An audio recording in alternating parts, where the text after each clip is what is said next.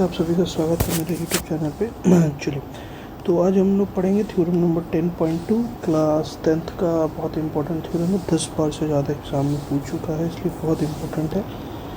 तो ये थ्योरम का स्टेटमेंट क्या कहता है कि the length of tangents drawn from an external point, किसी एक्सटर्नल पॉइंट से टेंजेंट जो ड्रॉ किए जाते हैं वो इक्वल होते हैं, उनका लेंथ इक्वल होता है। यानी कहीं ना कहीं हमें ये प्रूव करना है कि जो PT है वो किसके बराबर है, वो PS के बराबर है। ठीक है, 10 बार से ऊपर पूछ चुका है, यानी ये इंपॉर्टेंट कैटेगरी में आ जाता है, याद रखिएगा।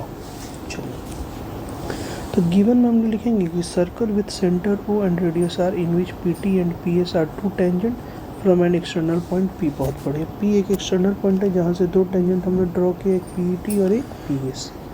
हमें प्रूफ क्या करना है कि जो PT है वो किसके बराबर है, PS के बराबर, यानी ये इसके बराबर है, यानी ये इसके बराबर। कंस्ट्रक्शन में हम क्या करेंगे, O से S को ज्वाइन करेंगे, O से T को ज्वाइन करेंगे और O से P को ज्वाइन करेंगे। कोई दिक्कत?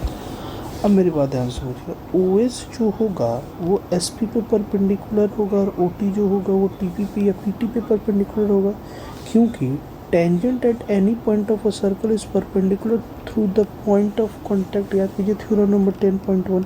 तो यानी सर ये जो है वो इस पे परपेंडिकुलर है, यानी ये दोनों पे ये और ये परपेंडिकुलर है। क्लियर है?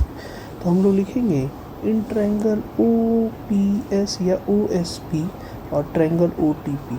ठीक है, angle OSP is equal to angle OTP 90 degree, OP is equal to OP common and OS is equal to OT radius हो जाएगा। अच्छा, इसको मैं लेके आता हूँ थोड़ा नीचे तो ज़्यादा आपको क्लियर समझ में आएगा। एक सेकंड रुक जाइए। चलो, यहाँ पे एक बार उसको पेस्ट कर दिया। चलो ध्यान से समझना, ये वाला जो एंगल है सर, ये वाला जो एंगल है वो इस वाले एंगल के बराबर होगा और OP जो है वो दोनों में कॉमन होगा। ये दो ट्रायंगल की हम लोग बात करें, एक ट्रायंगल ये हो गया और एक ट्रायंगल ये हो गया, और OP दोनों में क्या है, कॉमन है। OS जो है वो किसके बराबर है, OS सर OT के बराबर है, क्योंकि दोनों क्या है, रेडियस है।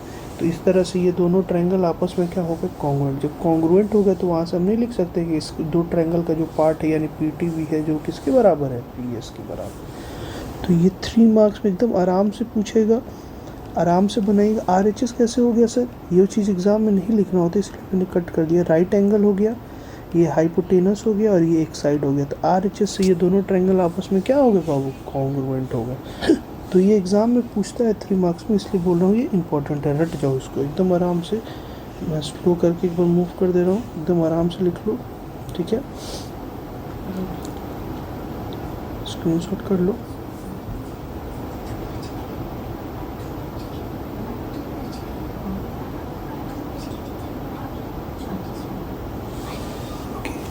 Thank you for watching, subscribe कर दो, लाइक कर दो।